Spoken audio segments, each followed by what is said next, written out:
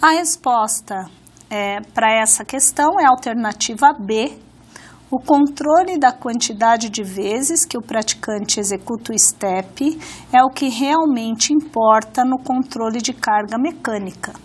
Obviamente que estamos falando para essa modalidade. Então, o impacto aplicado ao corpo, ele não é tão relevante assim quanto o número de vezes que o sujeito executa os passos em uma sessão e em várias sessões da aula de step durante a semana. Vamos então agora pensar numa outra modalidade que também é conhecida nas academias, que é a modalidade de ginástica aeróbica. Essa tem ainda uma classificação de ser uma ginástica aeróbica de alto impacto e de baixo impacto, o que já poderia definir uma quantidade de carga que represente essa atividade. Então, novamente, o que nós vemos também são lesões em sujeitos que praticam esse tipo de modalidade.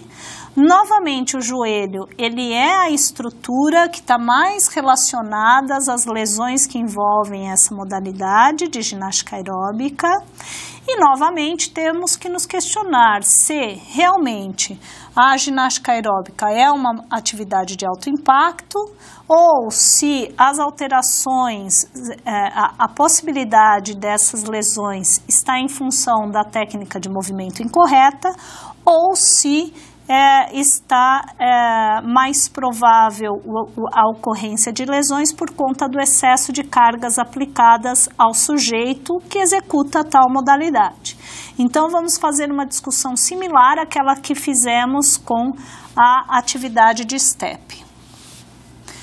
Aqui, novamente, registramos o impacto a partir do uso da plataforma de força de reação do solo.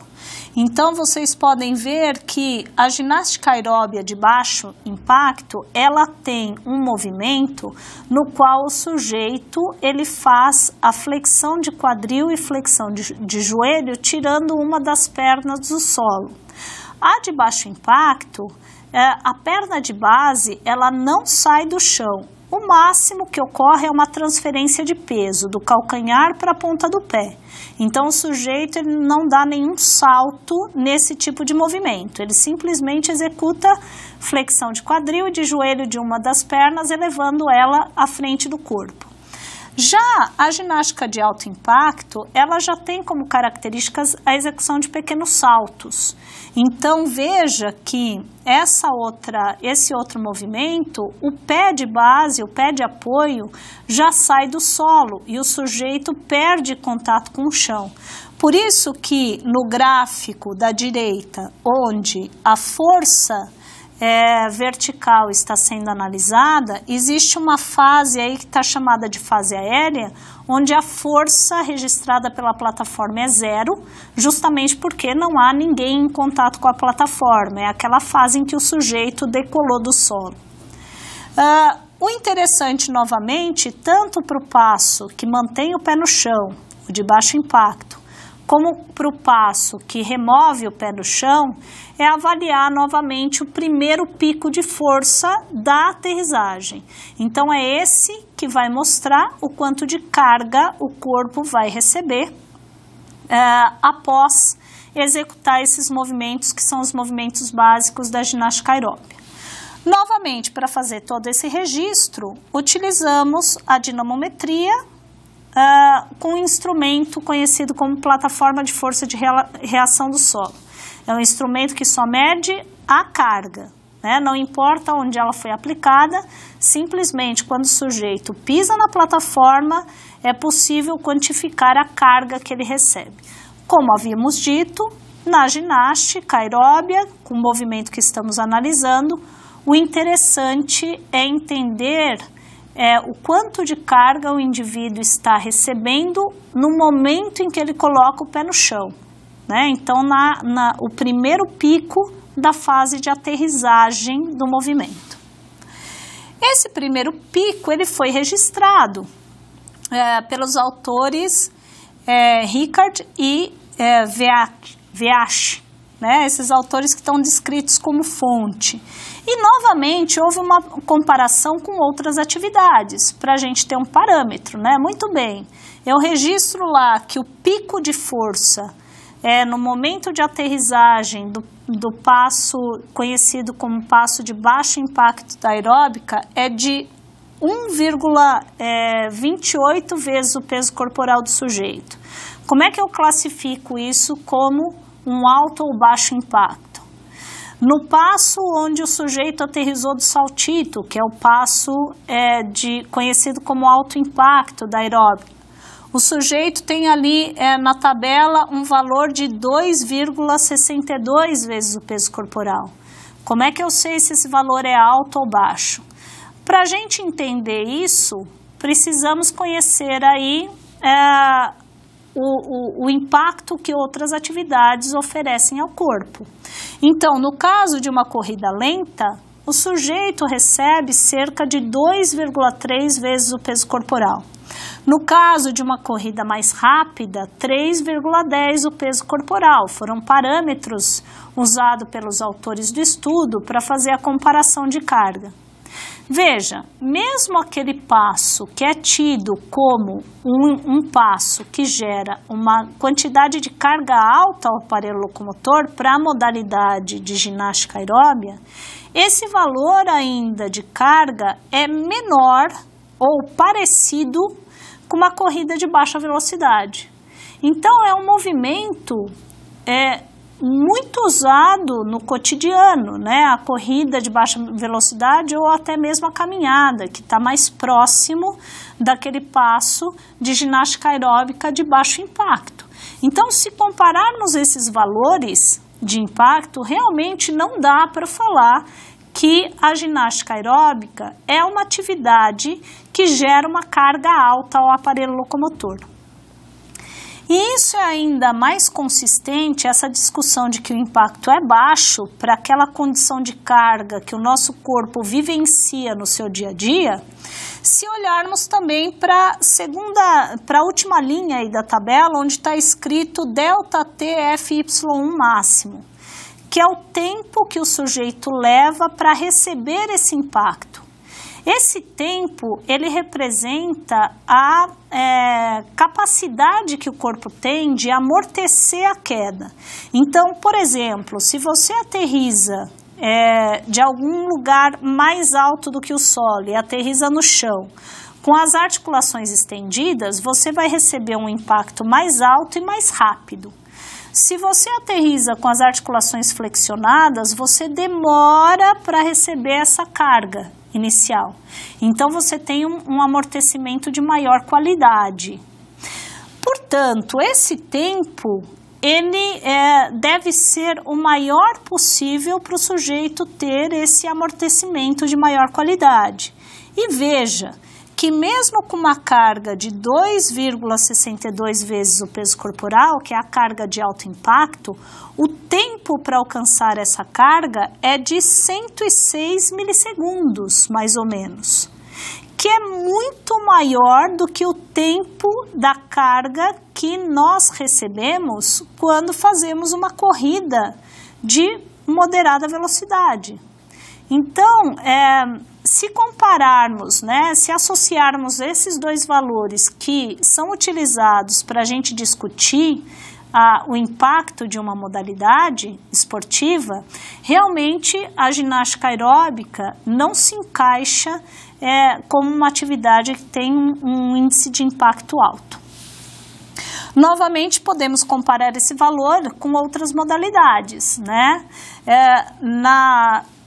Quando falamos lá do STEP, abordamos mais corrida, marcha e salto triplo. Então, vamos pensar agora nesses outros dois dados que tem nesse gráfico. Aterrissagem do basquete, cerca de 9 vezes o peso corporal. E salto em altura, cerca de 11 vezes o peso corporal. Então, veja, ginástica aeróbica, nem de alto nem de baixo impacto, chega nem perto de um tipo de salto que é muito repetido por atletas de basquete. E eles recebem 9 vezes o peso corporal na aterrissagem desses saltos. Então, realmente não é possível falar que pela carga esta é uma modalidade de alto impacto. Novamente, temos que considerar tempo de técnica de movimento, né? Em função do tempo de prática, obviamente que o sujeito aprende melhor os movimentos e tende a executá-los com mais habilidade. De novo, a velocidade do movimento, a velocidade da música usada em aula, ela pode aumentar um pouquinho a carga aplicada ao aparelho locomotor, mas ainda assim, dificilmente ela chegará a uma condição próxima até de uma corrida rápida, né? Quem dirá a de uma condição de impacto de saltos de basquete e de saltos do atletismo, que geram mais carga ainda para o aparelho locomotor. A combinação de movimentos de rotação pode ser um fator relevante para se relacionar com as lesões da articulação do joelho. Então, na ginástica aeróbica, desculpem, apesar de não ter o step para subir e descer dessa estrutura, existem também movimentos de giro, de rotação, com base de apoio. Então, podemos ter essa como uma condição que aplica forças de rotação no joelho.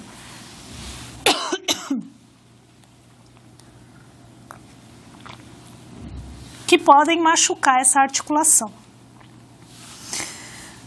A quantidade de vezes que o sujeito realiza o movimento e a quantidade de vezes que o sujeito realiza as sessões de movimento durante uma semana. Então, o volume de carga, sim, é mais representativo, novamente, para controlar o impacto nessa modalidade. Porque esse volume de carga, ele pode gerar fadiga muscular. E quando o músculo não trabalha adequadamente no movimento, nós temos como consequência uma facilidade maior de errar a técnica. E o erro técnico, por conta da fadiga muscular, por conta do excesso de cargas que está sendo aplicada ao corpo, é o que predispõe o aparelho locomotor às lesões. Então, apesar de nessa apostila termos discutido as modalidades de academia relacionadas à step e à aeróbia, qualquer outra modalidade presente na atualidade, como por exemplo, HIIT, CrossFit, ginástica funcional, todas elas devem ter como consideração esses aspectos. Ginástica funcional e CrossFit geralmente usam o peso do próprio corpo, as cargas são baixas que são suportadas pelo sujeito. O problema é o número de repetições e a alta velocidade na qual esses movimentos são repetidos. Isso sim que pode facilitar a ocorrência de lesão nas estruturas do aparelho locomotor. Então, muitas vezes nos preocupamos com a quantidade de carga e esquecemos do número de vezes que essa carga é aplicada e da técnica de movimento, que são coisas muito relevantes para controlar a lesão no aparelho locomotor. Após essas discussões, vamos olhar para essa questão e tentar refletir sobre ela para ver se o assunto foi entendido. A ginástica aeróbica de alto impacto e de baixo impacto são atividades muito conhecidas em academias. Indique qual das afirmações a seguir realmente reflete a real condição de aplicação de carga dessa aula. A. O passo básico da ginástica aeróbica de alto impacto aplica cerca de 10 vezes o peso corporal de impacto. B. O passo básico de ginástica aeróbica de baixo impacto aplica cerca de 6 vezes o peso corporal de impacto. C. Sujeitos habilidosos têm grande risco de apresentar grande dispêndio de energia e de ter fadiga muscular. D. Os instrutores de ginástica aeróbica são os mais propensos a apresentarem lesões. E. Os movimentos de rotação nas articulações não são comuns nos movimentos de ginástica aeróbica, principalmente para sujeitos menos habilidosos. Bom, então, a afirmação que reflete a real condição de aplicação de carga dessa aula é a alternativa D. Os instrutores de ginástica aeróbica são os mais propensos a apresentarem as lesões. Espero que vocês tenham aproveitado as nossas discussões e nos vemos numa próxima oportunidade. Obrigada.